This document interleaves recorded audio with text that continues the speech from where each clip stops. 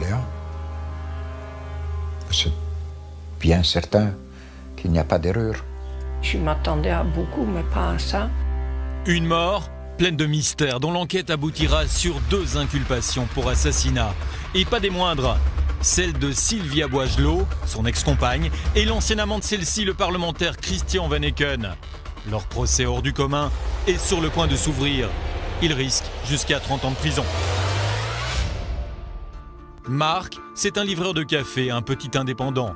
Il a repris une partie des affaires de son papa, Giuseppe. Marc livre sa marchandise aux établissements du quartier Louise à Bruxelles et du centre-ville. Il faisait le tour de café, il avait repris. Il fréquentait, il faisait le rue d'Arscott et tout ça. Il allait au café là. Oui, est-ce que c'est possible que c'était là le malfaiteur de là? Mais on n'avait jamais pas compris pourquoi. Il faisait rien. Pour moi, c'était quelqu'un qui travaillait pour gagner sa vie, qui vivait pour son enfant, principalement Lola. Une vie plutôt tranquille, celle d'un papa aimant. En dehors de son boulot, Marc est plutôt un solitaire. Il a une passion, les voitures. C'est un hobby qui lui prend pas mal de temps. Il adorait de vieux bagnoles. Il allait le chercher en Allemagne, en Hollande, n'importe où. Attention, pas n'importe quoi. Volkswagen. Il achetait des pièces d'origine. Parfois, les pièces coûtaient plus cher que ce qui valait la voiture. Pour lui, le plus grand plaisir, c'était taper la voiture. Pour ses proches et sa famille, sa vie est manifestement des plus honnêtes. Il sortait pas, il buvait pas, il se bagarrait pas. J'ai qu'une chose à dire, c'est un brave garçon. C'était pas quelqu'un qui avait de gros problèmes, je dirais. Une personne comme on peut en trouver plein la Belgique. Très choqué par ce décès violent, l'un des amis de Marc a tenu à témoigner, mais anonymement, par peur d'éventuelles représailles. C'était quelqu'un au grand cœur. Il ne regardait pas s'il devait donner quelque chose à quelqu'un, il ne regardait pas au prix. Il est venu une fois à la maison, il a apporté des affaires aux enfants. C'était quelqu'un de très bien. Franchement, je ne comprends pas comment on peut s'en prendre à une personne comme lui, quoi. C'est quelqu'un d'absolument ordinaire, qui n'est pas connu de la justice, c'est pas un crime règlement de compte, apparemment. Enfin, il n'a pas de passé judiciaire connu. Alors, comment en est-on arrivé là ? Retour il y a une dizaine d'années, Marc présente Sylvia à sa famille. C'est sa seconde compagne, sérieuse. Il nous a présenté, puisque la première l'avait quitté. Et nous n'avons accepté dans la famille comme... Le couple s'entend manifestement bien, du moins au début. De leur union naît une petite fille, Lola. À 3, ils vivent tout d'abord dans une maison de Tubize que Marc retape avant d'arriver ici à Laeken. Car assez vite, le couple va connaître des difficultés. Ça ne va pas très fort, plus du tout même. Quand il était les 3/4 du temps, quand il venait, il était à peine là de 5 minutes que sa femme téléphonait. Il s'expliquait, il était toujours calme au téléphone, mais elle lui répondait comme si c'était son chien, quoi. Alors que quand il rentrait chez lui, elle était quand même pas là, madame. Donc, comme si c'était son petit boy, quoi. Il devait être là, ça, merci. J'étais souvent là, qu'il y avait des disputes. Je me suis disputée avec Sylvia. J'ai dit, mais pourquoi tu vas pas partir? Pourquoi tu restes là? Oui, mais il y a Lola. Je dis, me prendre avec. Oui, il dit ça, j'ai déjà dit à Sylvia. Si tu continues à m'embêter, je prends Lola et je m'en vais. Il me disait quelquefois, je suis à bout, qu'est-ce que je peux faire? C'est parce que j'ai ma gamine, parce que sinon, il y aurait déjà longtemps que j'aurais claqué la porte. Il me dit, mais elle me mène par le bout du nez. Il y a la maison en jeu, il y a la gamine, le boulot. Il était, je vais dire, comme dans une impasse, quoi.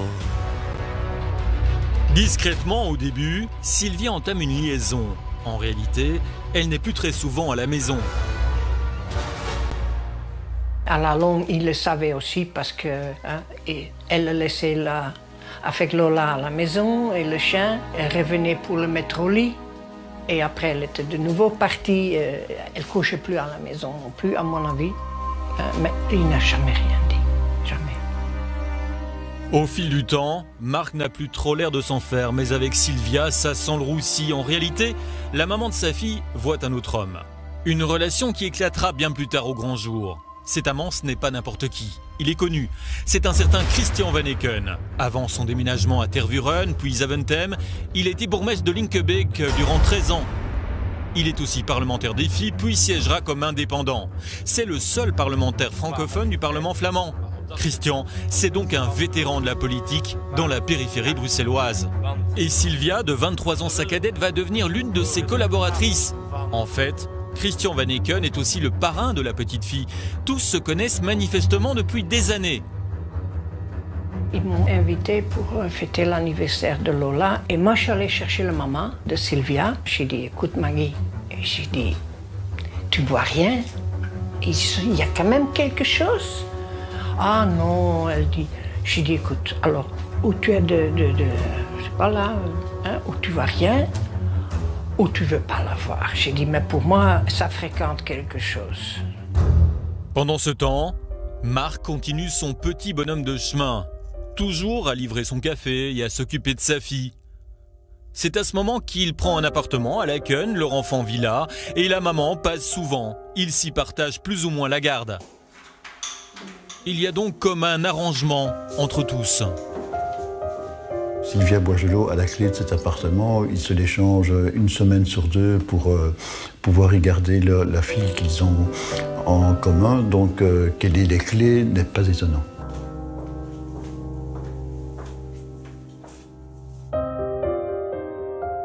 Sa fille et Marc s'adoraient l'un l'autre. Lui, il aurait décroché la lune pour elle. Et elle, c'était son papa adoré. Il allait au cinéma ou au truc, ce qu'ils font, le papa. Hein. Il était toujours là. Pour ça, il n'y a pas de problème. Mais un jour, c'est le drame. Marc est retrouvé mort dans son lit, dans cet appartement de Laeken, ici, à l'avenue de Mutsart. J'ai eu difficile de croire ça. Tout s'est passé comme si on était culbuté d'un monde dans un autre. Et chaque jour, on découvrait quelque chose de nouveau. C'est Sylvia qui va découvrir le corps. Elle pense, selon ses déclarations, que son ex a fait un malaise. Et elle appelle une voisine pour lui venir en aide et téléphoner au secours. Nous sommes un jour d'été, le 8 juillet 2014. Les secouristes et le médecin de famille croient tout d'abord à un décès naturel. Le permis d'inhumer serait même sur le point d'être délivré. Selon les premières constatations, le décès remonte au 6 juillet, soit 48 heures auparavant. Mais la police va en référer au magistrat du parquet de garde. Il descend sur place et va ordonner une autopsie, car il y a des doutes sérieux sur les causes du décès. On pense tout de même à une mort par balle. On serait passé à 2 doigts du crime parfait.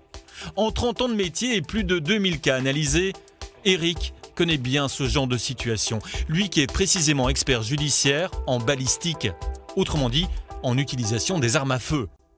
J'ai déjà eu des cas où il y a des médecins d'urgence qui ont d'autres priorités, sauver la vie par exemple de la personne en question, et eux, ils ne font pas toujours attention aux orifices d'entrée et de sortie, etc. Et là, ça se peut qu'ils ne voient pas tout de suite s'il y a des blessures balistiques par exemple. Dans ce genre de situation, les experts vont rechercher la moindre trace suspecte. Très vite, une trace de sang est découverte sur le matelas. Le médecin légiste va procéder aux premières analyses et il va effectivement vite repérer un petit trou derrière le lobe d'une de ses oreilles.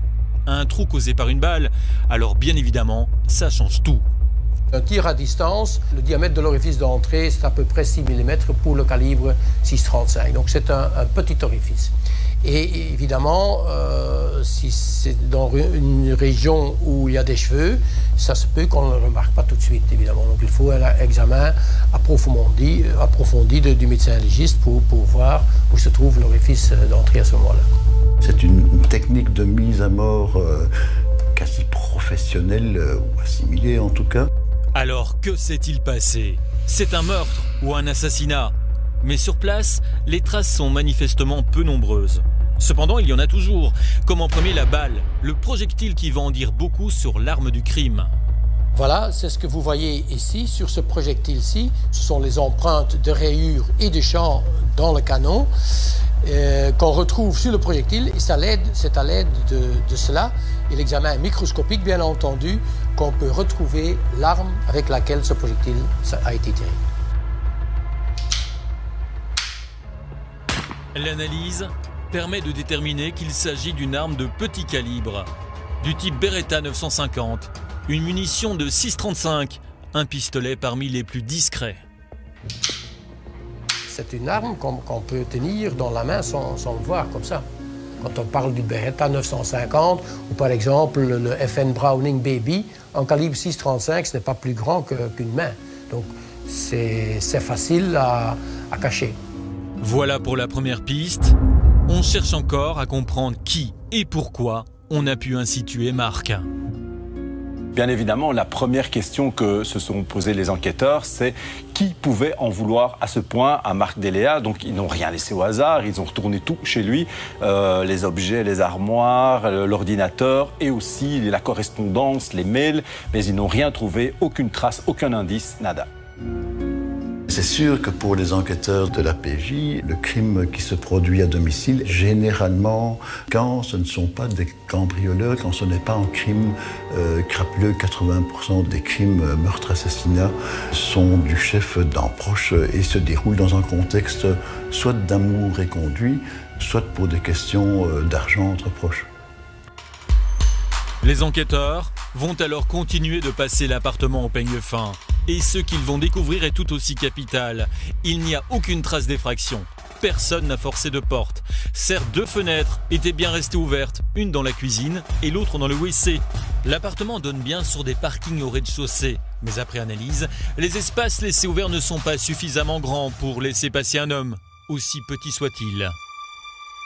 Quoi qu'il en soit, il ressort de cette première analyse que Marc a logiquement dû ouvrir la porte à là où les agresseurs.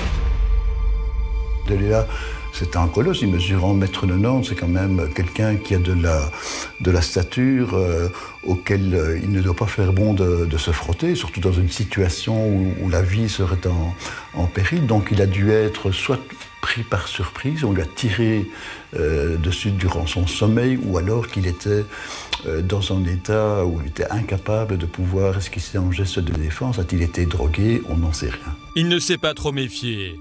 Il devait peut-être reconnaître celui ou celle qui a sonné à son appartement, à moins que celui-ci ou celle-ci n'ait été tout simplement en possession de la clé.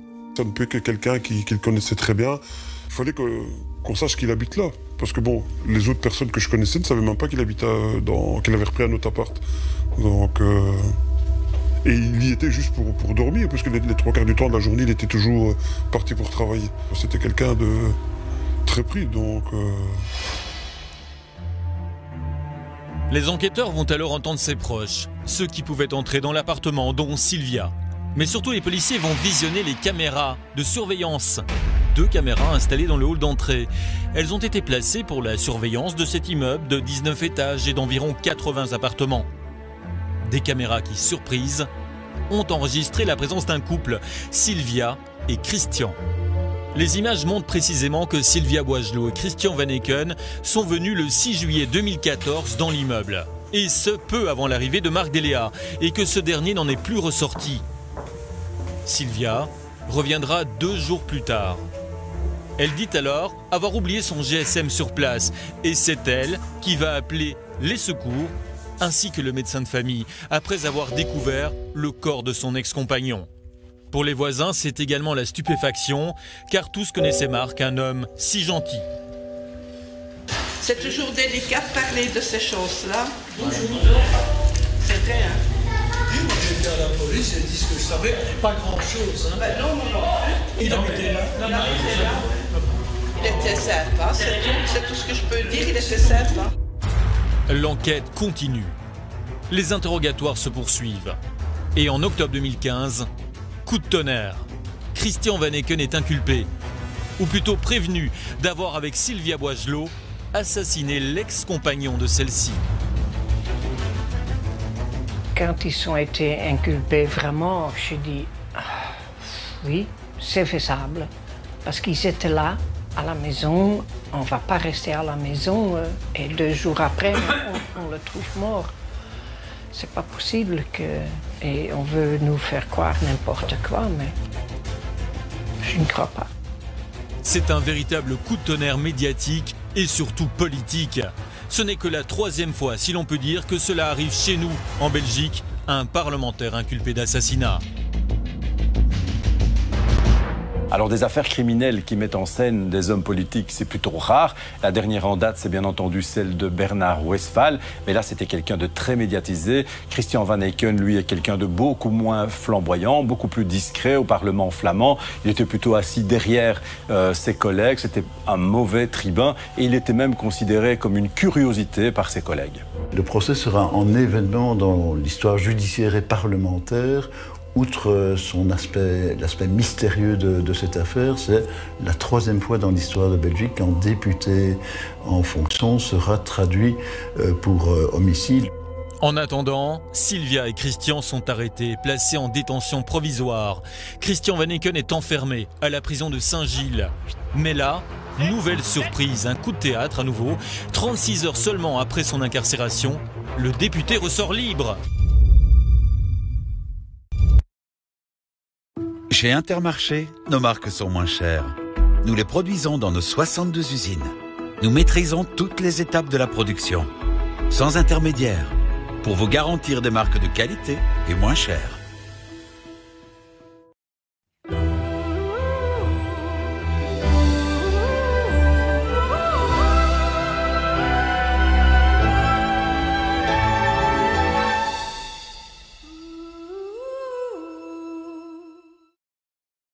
Lèvres blondes 0,0%. 0% de chance de ne pas reconnaître les saveurs de lèvres. Viruprotect s'attaque à la principale cause du rhume, les virus du rhume. Viruprotect réduit de moitié la durée du rhume. Viruprotect, dès les premiers signes de rhume. J'ai souvent essayé d'arrêter de fumer, mais je n'y suis jamais arrivé. Puis j'ai découvert Nicotine. Maintenant, je suis très fier. Je ne fume plus. Essayez Nicotine Clear Patch, discret et à l'action prouvée. Il libère rapidement la nicotine et réduit l'envie de cigarette pendant 24 heures. Cette année, c'est un nouveau départ. J'arrête de fumer. Nicotine Clear Patch, nouveau départ, arrêtez maintenant. La donne mobile. Il en faut peu pour une soirée romantique réussie. Juste un peu de vous et une pizza ristorante. Ristorante, toujours le vrai goût de chez l'Italien. Jackpot exceptionnel de 120 millions d'euros avec Euromillions. En attendant, Sylvia et Christian sont arrêtés, placés en détention provisoire. Christian Van Eycken est enfermé à la prison de Saint-Gilles. Mais là, nouvelle surprise, un coup de théâtre à nouveau. 36 heures seulement après son incarcération, le député ressort libre. Clamez toujours votre innocence. Continuellement, oui. Oui, parce que bon, il y a des éléments dans le dossier, je l'ai dit depuis le début, qui prouvent qu'on n'est pas capable de l'avoir fait. Christian Van Eycken reste néanmoins inculpé, mais le juge d'instruction a oublié de signer l'un des documents de son mandat d'arrêt, stupéfiant, et pourtant c'est la loi. C'est une faute humaine, c'est le cauchemar de chaque magistrat d'oublier une signature sur un des dizaines de documents qu'il signe dans une journée. Il est désormais libre comme l'air. Pour la famille, c'est l'incompréhension la plus totale. Libéré 2 jours après, parce qu'il manque une signature. On se pose des questions. Christian Van Eycken a eu ce qu'on appellerait une chance incroyable. Je veux dire, un juge d'instruction qui omet de signer le mandat d'arrêt, c'est quelque chose qui fait partie, qui est de l'ordre de l'exceptionnel. C'est une faute, évidemment. J'ai dit c'est pas possible. Ça, c'est... Oui, j'ai dit c'est parce que c'est un politicien. À mon avis, c'était pas une erreur. Non, un truc comme ça, on n'oublie pas. Ça, excusez-moi. Sylvia restera, elle, en prison. Elle en ressortira un peu plus tard avec un bracelet électronique afin de pouvoir s'occuper de sa fille. En attendant, Christian Van Eycken, tout comme Sylvia, clament tous deux leur innocence. Haut et fort, je peux le crier, je n'ai rien à voir dans le décès du papa de ma fille. Il y a beaucoup de choses dans le dossier, enfin, beaucoup de choses qui nous disculpent dans le dossier et peu de choses qui nous inculpent. La maman de Sylvia croit elle aussi en l'innocence de sa fille. Vous êtes la maman de Sylvia Boigelot, hein? C'est bien ça, hein? Oui. Est-ce que vous pensez qu'elle est innocente? Absolument, monsieur. Oui. Mais deux mains dans le feu, comme on dit en bon français, monsieur. D'accord, je Voilà, comprends. c'est tout ce que j'ai à vous dire, monsieur. Même avis de la part d'une amie du couple. Anonymement, elle nous dit ne pas croire en leur culpabilité. Au fond de moi, je pense qu'ils sont tous les deux totalement innocents. Et ce qu'ils ont vécu déjà depuis de nombreuses années maintenant, c'est horrible ce qui leur arrive. Et voilà. Non, j'espère que la vraie justice sera faite. Et que voilà. Et pour vous, c'est un couple tout à fait sincère, légitime, quoi. Ah oui, franchement, je les envie, franchement. Vous les enviez? C'est un vrai amour qu'ils ont, quoi, tout à fait. Quant à Christian Venneken, il va prendre la parole en public devant le Parlement flamand. Dans ce dossier, j'ai été inculpé parce que j'ai quitté le bâtiment en question à 1h. Il y a une attestation du médecin légiste qui dit que la mort date du même jour à 21h, soit 20 heures plus tard. Monsieur Venneken ? Voici quelques jours, Christian Venneken va toujours clamer son innocence dans ce dossier. Comment est-ce que vous appréhendez ce procès? Non, on arrête. Je comprends, mais comment est-ce que vous appréhendez ce procès, monsieur Venneken? Est-ce que vous clamez toujours votre innocence? Bien sûr. Et comment est-ce que vous en êtes arrivé là? Expliquez-nous. Juste une question et puis je vous laisse tranquille. Il n'en dira pas plus. Il n'empêche, le couple reste bien inculpé, car il y a dans le dossier des écoutes téléphoniques et d'autres éléments qui devront être débattus. Un médecin légiste souligne par exemple que la victime a pu ne pas décéder immédiatement après le coup de feu. L'heure du décès se discute. C'est en plus troublé par des conditions de température. Par exemple, le corps de M. Deléa était recouvert d'une couverture. Nous sommes au mois de juillet, il fait relativement chaud. Tout ça peut troubler le refroidissement du corps, réduit à l'état de cadavre. Donc donner une certitude scientifique est extrêmement difficile. Mais dans cette affaire, ça devient évidemment capital, parce que ça peut être tant la preuve de la culpabilité que la preuve de l'innocence des deux. C'est donc manifestement une bataille d'experts qui attend le tribunal. Durant cette enquête, les inspecteurs vont évidemment éplucher le passé des deux accusés. Et ils vont découvrir un élément troublant. Rien à voir avec un crime ou un assassinat, mais tout de même, Sylvia Boigelot a menti sur ses qualifications et ses diplômes. Pour devenir son attachée parlementaire, sa secrétaire, elle a présenté de faux documents. Elle est poursuivie pour cela, tout comme Christian Venneken, pour fraude et escroquerie. Tous deux sont alors traduits devant le tribunal correctionnel de Bruxelles. Et même s'ils bénéficieront de la suspension du prononcé, ils sont reconnus coupables de faux et d'escroquerie. Coupables d'avoir falsifié le diplôme de celle-ci, afin qu'elle puisse notamment toucher un salaire plus élevé. C'était sa deuxième femme qui était secrétaire d'abord. Et c'est elle qui a repris la place. Alors là, puisque pour prendre la place de M. Venneken, il fallait de documents qui se sont fabriqués. Sylvia a reconnu les faits, tandis que Christian Venneken a lui nié toute implication. Selon le parquet, la prévenue n'avait pas besoin du faux diplôme pour travailler au Parlement flamand. Mais sans ce dernier, sa rémunération aurait été nettement moins élevée. Plus de 1158 € bruts par mois, en plus de son salaire. Elle aurait touché de cette manière quelques 72 000 € frauduleusement. Sylvia ira même jusqu'à accuser Marc Deléa, décédé, de l'avoir encouragé à constituer ce faux diplôme pour éviter des cours du soir. Le malheureux ne peut hélas plus se défendre. Problème, les enquêteurs découvriront dans l'ordinateur de Christian Venneken le scan de ce document, d'une haute école ainsi falsifiée.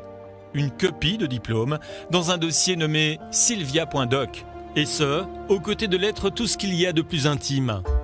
Côté procédure, tous n'en sont qu'au début de leur surprise, car d'autres rebondissements vont encore émailler toute cette affaire rocambolesque.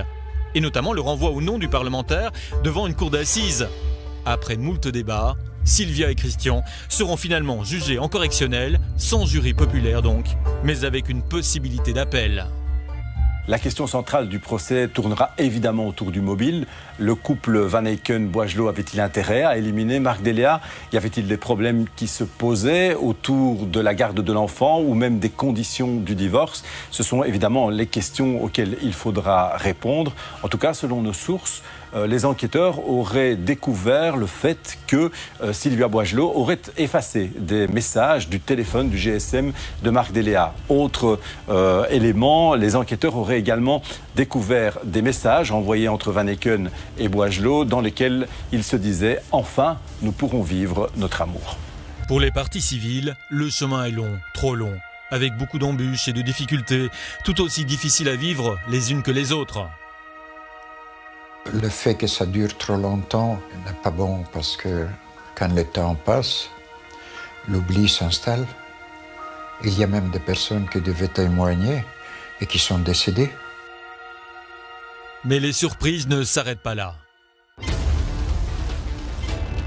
À quelques jours de l'ouverture du procès, Christian Van Eycken épouse Sylvia Boisgelot à l'hôtel de ville de Bruxelles. Un mariage qui devait avoir lieu en mai et qui a été reporté. Ils disent nous n'avons pas été ensemble dans le crime parce que nous n'avons pas commis ce crime. On pourrait croire que c'est pour se protéger l'un l'autre. Ils sont tous les deux co-inculpés, donc il n'y a aucun avantage à retirer de ça. Pour le meilleur et pour le pire, ce couple présumé innocent, jusqu'à preuve du contraire, devra affronter une première très grosse épreuve, un procès pour assassinat. Quant à la famille de la victime, elle espère enfin obtenir des réponses. Que je puisse enfin faire mon deuil.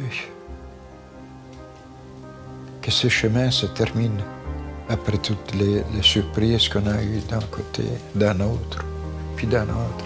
Puis... Je me suis toujours demandé pourquoi. Est-ce qu'on va le savoir? C'est là la question. Mais que ça se termine en clôture et à la fin de l'année, peut-être on pourrait commencer à faire le deuil parce que maintenant, c'est pas possible. Ça, c'est absolument pas possible. Christian Van Eycken et Sylvia Boisgelot comparaîtront dès le 12 novembre devant le tribunal correctionnel de Bruxelles. 3 semaines d'audience sont prévues. S'ils sont reconnus coupables, ils risquent jusqu'à 30 ans de prison.